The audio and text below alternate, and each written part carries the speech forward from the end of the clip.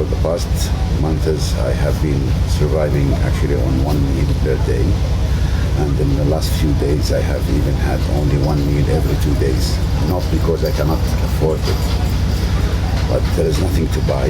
This is not just about hunger, but about slow destruction of life, dignity, and humanity. Our teams have gone from telling us incidents and cases of having to carry out surgeries with no anesthesia, amputating limbs without anesthesia, having a real shortage of basic painkillers. This was very early on. Today, we're talking about a crisis that has magnified tenfold since then.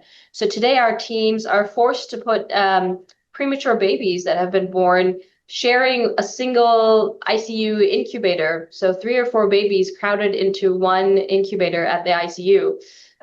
Our teams are talking about having to donate their own blood for the patients because there is such a shortage of that and of any other supplies. Just recently, we've had a handful of trucks that came in with the fuel that was required. A drop in the ocean of needs, really. And what we really need is full-blown supply and a full-blown escalation of the supplies that are needed to carry out the aid work. We have no sterile equipment. We have no clean sheets in the hospitals. Our hospitals themselves are barely functional, as I said.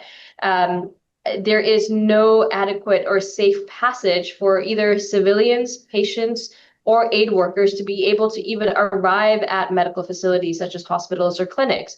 There is no guarantee of safety when people are making their way there. The situation has really gotten very, very bad.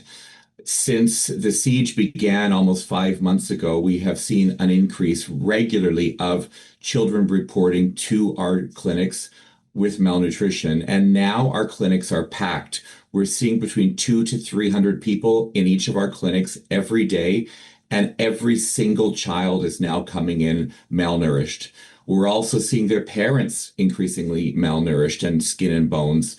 And what we're also seeing, which I can't remember a time that I've ever said this or heard of this in our sector, is that our staff are now treating their children in our clinics because they are unable to access food. There's no food anywhere else in Gaza, and the limited supplies we have are running out.